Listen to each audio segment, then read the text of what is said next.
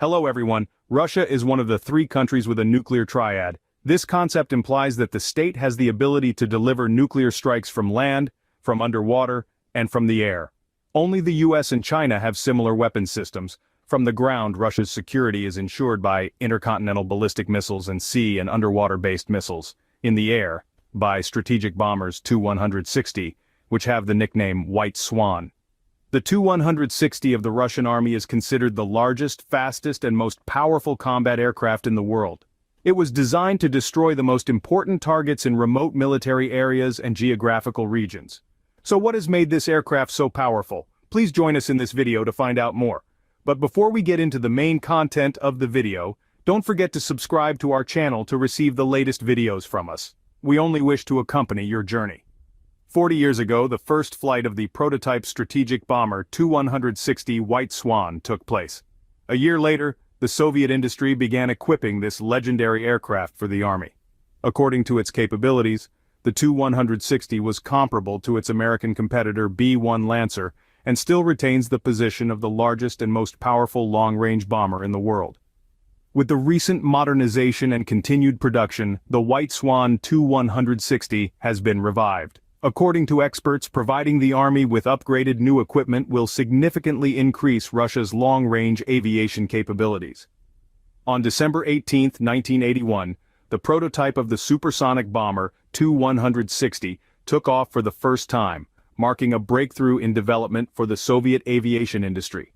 The flight was controlled by an experienced crew under the command of pilot Anatoly Vozhakin. After this successful test flight, the experimental aircraft operated steadily and achieved the expected results.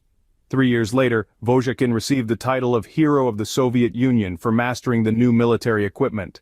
Based on pilots' recommendations, designers made some changes to the control system. In October 1984, tests of the next Tu-160 were carried out. From April 1987, the strategic bomber began to be commissioned into the combat units of the Soviet Air Defense Forces. In the USSR at that time, the Tu-160 bomber was called the White Swan, and according to NATO classification, Blackjack. During operation, the Tu-160 set 44 world records.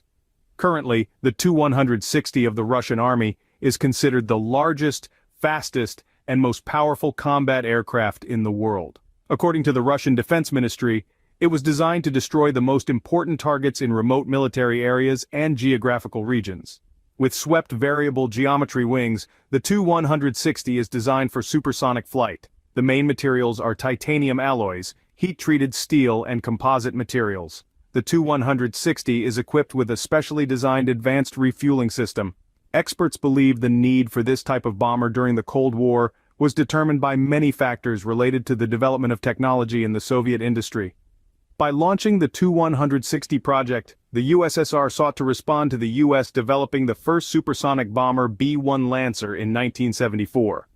The Tu-160 is one of the masterpieces of Soviet defense technology, developed by the Tupolev Design Bureau. It is considered the largest combat aircraft ever built. With 4 NK-32 engines, the Tu-160 can reach twice the speed of sound. Still a record for this heavy bomber, ahead of the American B-1B. The onboard equipment of the Tu-160 has a high degree of computerization. The aircraft is equipped with the latest control, navigation, and refueling systems. It also has the N010 attack radar in the nose cone and terrain-following radar, enabling autonomous flight at low altitudes. The Tu-160 is designed with 2 weapons bays in the fuselage, containing a total of 40 tons of missiles and bombs. The Soviet designers also increased the Tu-160's combat capabilities in the air for up to 15 hours, using various weapons including guided bombs, cruise missiles, and even nuclear charges. In the anti-ISIS campaign in Syria, Tu-160 bombers carried Kh-555 cruise missiles with ranges of 2,000 to 3,000 kilometers and accuracy within 30 m. It can also carry nuclear-armed Kh-102 cruise missiles with ranges of 4,500 to 5,000 kilometers. With its high speed, the bomber can evade enemy interception and penetrate hostile air defenses. The variable wing sweep allows folding the wings to reduce drag at supersonic speeds. By afterburning, the aircraft reaches speeds beyond the reach of pursuers. Refueling in the air, the Tu-160 can remain on combat duty for about a day.